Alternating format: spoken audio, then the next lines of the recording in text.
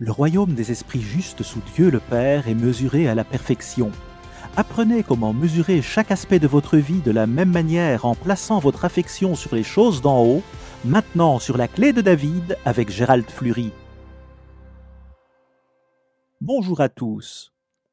Une bonne partie de l'humanité voit leur sauveur comme mort, où ils se font une image de lui comme d'un bébé nouveau-né. Et pourtant, nous devons garder en tête que Jésus-Christ est vivant aujourd'hui. Le grand et tout-puissant Jésus-Christ est vivant.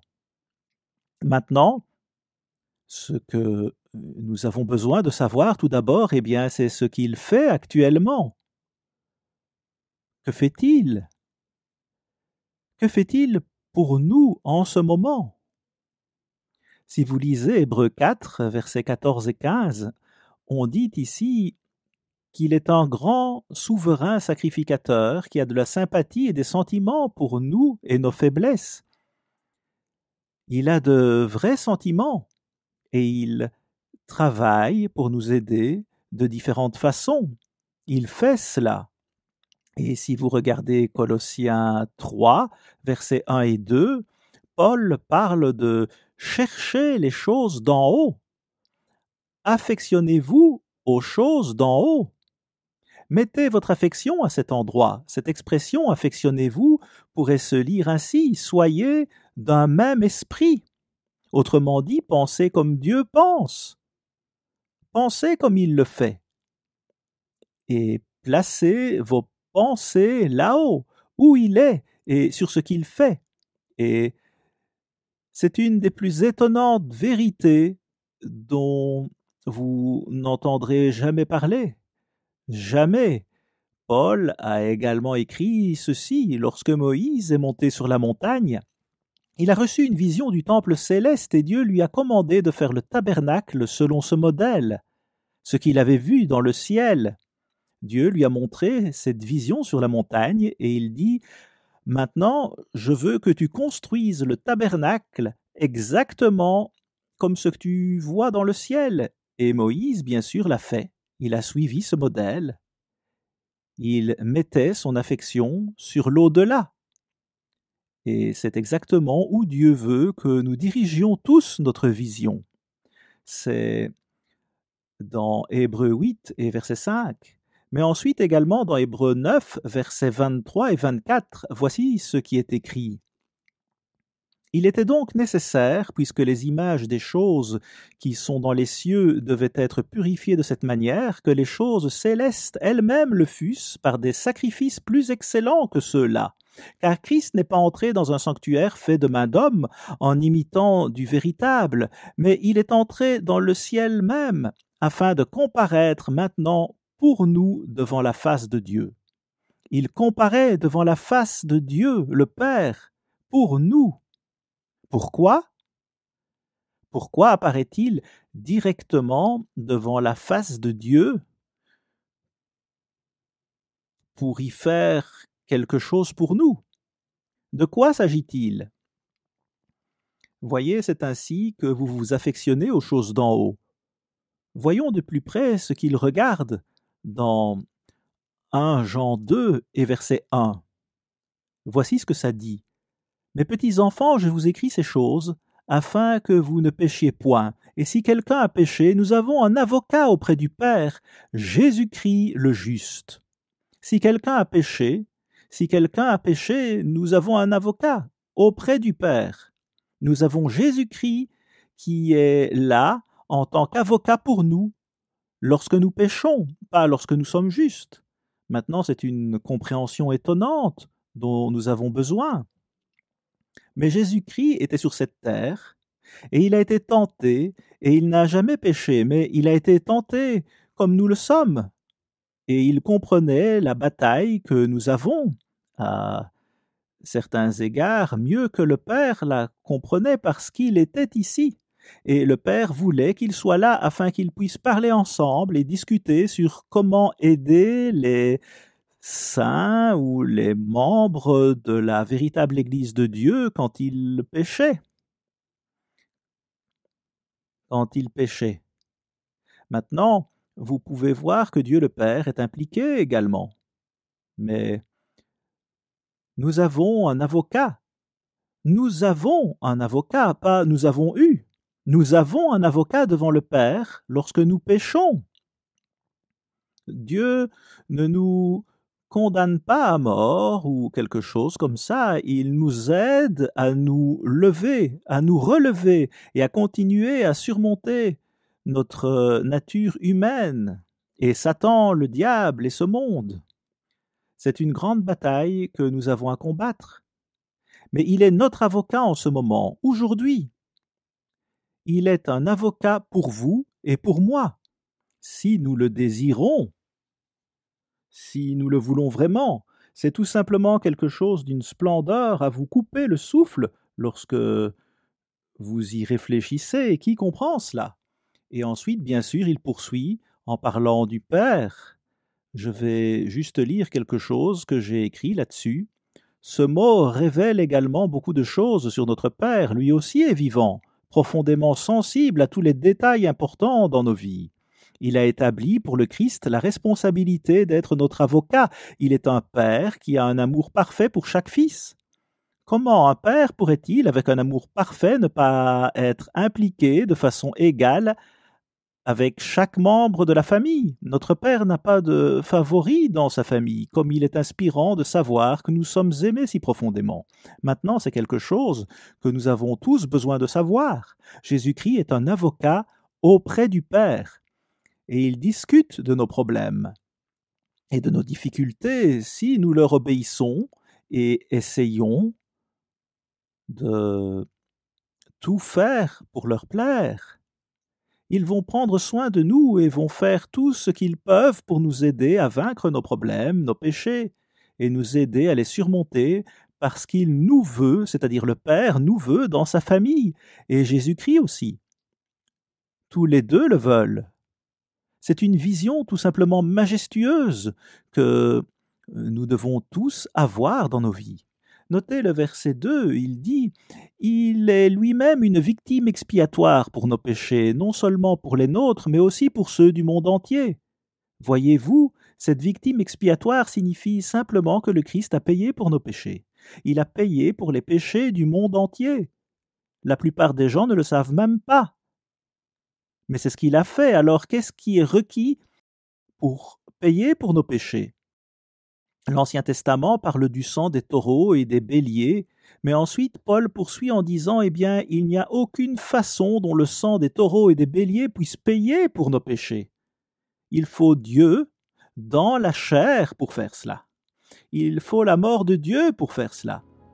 Non seulement il a été crucifié, mais il a été battu sauvagement et brutalement avant même que ça arrive. Il a payé pour nos péchés. Il a payé pour nos péchés physiques également, les problèmes de santé que nous avons à cause de nos péchés physiques. Donc c'est un double paiement pour nos péchés à cet égard. Alors, pourquoi le Christ est-il devenu un homme? Pourquoi Dieu est-il devenu un homme? Eh bien, une des grandes raisons est pour qu'il puisse payer pour nos péchés. Notez Hébreux 4 et verset 16, il dit « Approchons-nous donc avec assurance du trône de la grâce afin d'obtenir miséricorde et de trouver grâce pour être secourus dans nos besoins. Dieu veut que nous venions audacieusement devant son trône lorsque nous avons besoin d'aide. » Maintenant, si nous comprenons tout ceci, nous devons réellement aller audacieusement devant le trône de Dieu parce que c'est ce qu'il nous dit de faire et c'est ce qu'il veut que nous fassions pour obtenir de l'aide en temps de besoin. Il n'y a rien que nous ne puissions traverser si nous avons l'aide de Dieu, rien. Le Christ intercède pour nous. Également, en tant que notre avocat, il intercède pour son peuple et c'est saint. Maintenant, il y a quelques versets très intéressants dans Ésaïe 22. Et si vous regardez Ésaïe 22 et le verset 20, ça dit « En ce jour-là », autrement dit, il parle toujours de ce temps de la fin qui mène directement au retour du Christ. Et il parle de « en ce jour-là » dans Ésaïe. Et ensuite, le verset 25 dit la même chose, « en ce jour-là ». Maintenant, je veux que vous entendiez quelque chose dont il parle, et peu de gens comprennent cela. Je vous le dis, très peu, seulement quelques-uns, quelques rares personnes comprennent vraiment ceci, et ça nous est adressé aujourd'hui. Notez ce qu'il dit au verset 9 de Ésaïe 22. Vous regardez les brèches nombreuses faites à la ville de David, et vous retenez les eaux de l'étang inférieur. Eh bien maintenant, cet étang inférieur est dans la toute dernière ère de l'Église de Dieu. Qu'est-ce que ça signifie? C'est le moment spécifique dont nous parlons ici dans Ésaïe. La dernière ère de l'Église de Dieu, mais notez, il y a un autre étang qui n'est pas dans l'Église. Et cet étang est simplement la nouvelle révélation de Dieu. Voilà ce que c'est. C'est ainsi que le Christ nous parle, qu'il parle à l'Église. Et ensuite, l'Église doit proclamer ce message au monde et aux Laodicéens rebelles qui se sont détournés de l'étang inférieur, de cette nouvelle révélation. C'est un symbole du Saint-Esprit dans ce cas-ci. C'est de cela qu'il s'agit. Des eaux de source ont toujours émergé du temple de Dieu. De quoi s'agit-il? Pourquoi y a-t-il toujours une source, un lac alimenté par une source? Parce que c'est un symbole de notre salut, sortant tout droit du temple de Dieu. Et ce temple aujourd'hui est le peuple même de Dieu. Donc il y a beaucoup de profondeur ici, si nous pouvons seulement le comprendre. Notez le verset 11 d'Ésaïe 22, il dit « Vous faites un réservoir entre les deux murs pour les eaux de l'ancien étang, ou l'étang supérieur devrait-on lire. Mais vous ne regardez pas vers celui qui a voulu ces choses. Vous ne voyez pas celui qui les a préparées de loin. Eh bien, il l'a prophétisé il y a bien longtemps, il y a 4000 ans, ou 2000 ans, ou presque 6000 ans. Tout cela est prophétisé. Et l'étang supérieur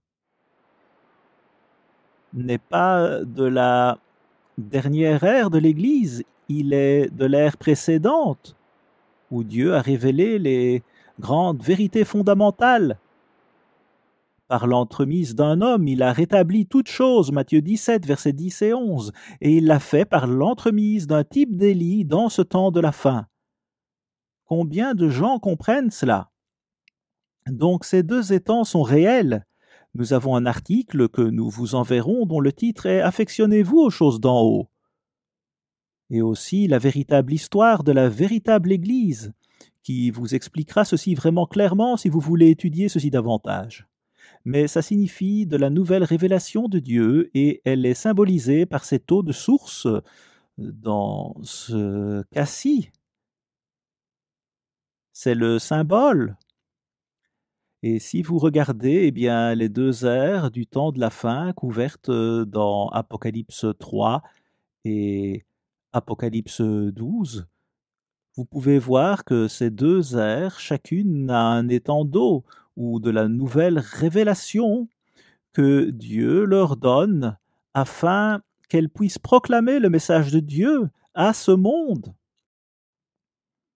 Maintenant, mais remarquez ce que Dieu a contre eux, les 95% qui se sont rebellés contre lui.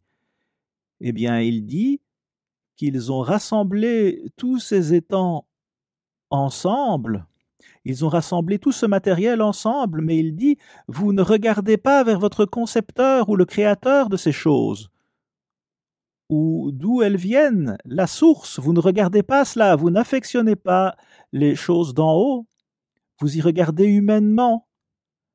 Et ils se sont éloignés de Dieu, 95% du propre peuple de Dieu, donc ce n'est pas une chose facile à faire. Nous devons y travailler, mais chaque personne qui a cette opportunité sera habilitée par Dieu si elle s'applique réellement.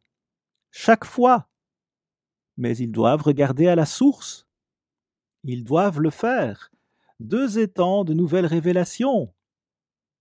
Mais vous devez affectionner les choses d'en haut. En d'autres mots, d'où venait cette nouvelle révélation?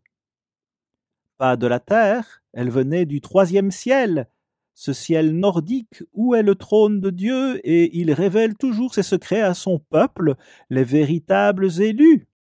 Toujours. Amos 3 vous le dit et vous explique tout ça. Apocalypse 3 parle de deux ères qui avaient cela, cette merveilleuse vérité dans ce temps de la fin. Dieu donne de la nouvelle révélation à son peuple loyal. Cela a toujours été ainsi. Notez le verset 13 de Jérémie 17. Toi qui es l'espérance d'Israël, ô Éternel, tous ceux qui t'abandonnent seront confondus, ceux qui se détournent de moi seront inscrits sur la terre. Tout est en rapport avec la terre si vous vous détournez de Dieu, vous n'affectionnez pas les choses d'en haut, et il dit ensuite, car ils abandonnent la source d'eau vive, l'Éternel. Simplement les eaux vives, voyez, les eaux vives, cette eau de source est représentée comme des eaux vives, c'est vivant, c'est l'Esprit de Dieu jaillissant dans les êtres humains et les habilitant avec la puissance même de Dieu pour surmonter n'importe quoi, si seulement ils veulent le faire. Je vais seulement vous lire ceci. La source de Gihon est l'un des symboles les plus puissants de la Bible. Gihon est la seule source d'eau fraîche sur 5000 autour du cœur de Jérusalem.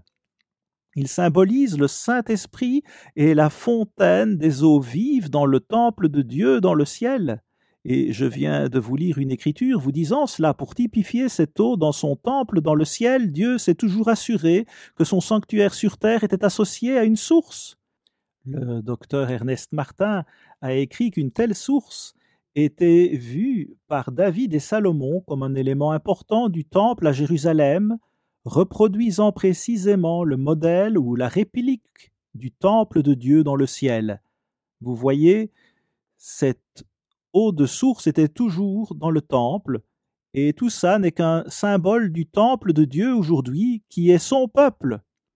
Ils ont l'Esprit de Dieu en eux, cette eau jaillit en eux, cette eau spirituelle, ce Saint-Esprit. C'est une vérité vraiment très profonde et nous devons beaucoup y réfléchir pour nous assurer que nous affectionnons les choses d'en haut. Cela fait toute la différence dans le monde. Maintenant, Jésus-Christ est là-haut, travaillant entièrement, si nécessaire, à nous faire entrer dans la famille de Dieu. Lui et le Père travaillent ensemble en ce moment même, aujourd'hui, pour nous aider, si nous le voulons vraiment, et lui obéissons, pour nous aider à entrer dans le royaume de Dieu. Leur objectif est de nous faire entrer dans cette famille. Beaucoup de fils vont venir dans la gloire, beaucoup d'entre eux, a dit Paul. Laissez-moi vous lire quelque chose que j'ai écrit. Voici ce que j'ai écrit dans une de mes brochures, et ça dit « Réalisez ce que recevoir la puissance de Dieu signifie et où ce symbolisme pointe. Si vous regardez ceci spirituellement, vous voyez la même vision que la source de Gihon. Le Saint-Esprit est la puissance que Dieu le Père et Jésus-Christ utilisent. C'est de l'eau pure ou la pure justice.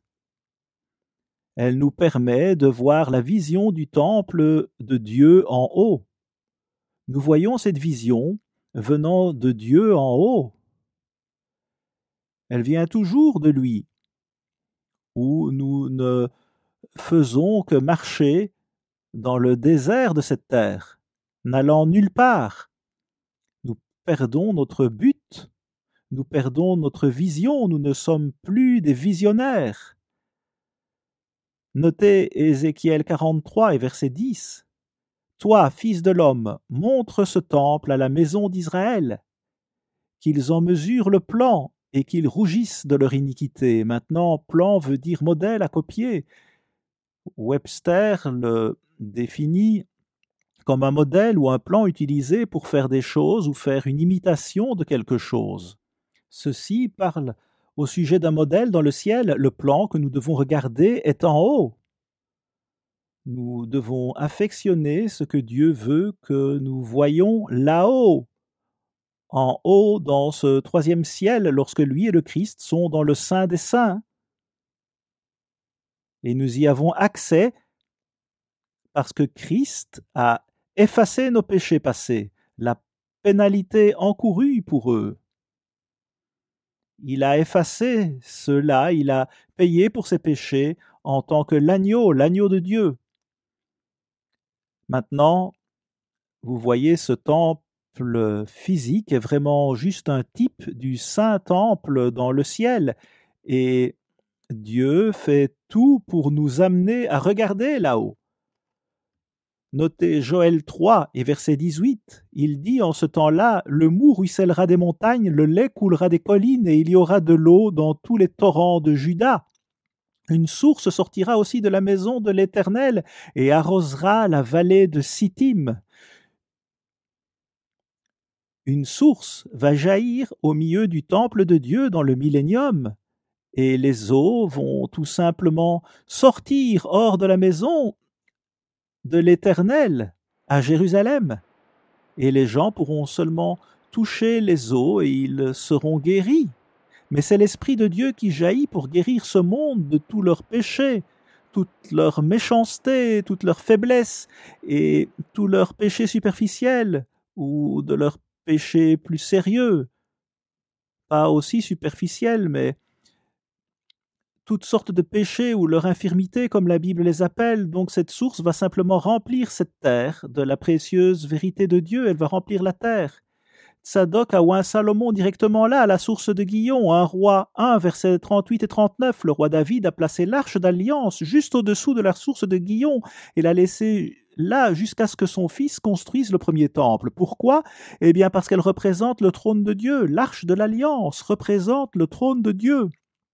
Et nous devons continuer de regarder vers le trône de Dieu, où Dieu se trouve. L'arche a ces deux chérubins couvrant le trône de Dieu, et c'est ce à quoi ressemble l'arche, et elle est un symbole de ce qui est là-haut. Nous devons lever les yeux vers Dieu lui-même pour saisir ces merveilleuses vérités. Il poursuit en parlant des fils de Tsadok, et vous pouvez voir en étudiant cet article, vous verrez que les fils de Tsadok sont ici juste avant le retour de Jésus-Christ, et cela mène directement au second avènement de Jésus-Christ.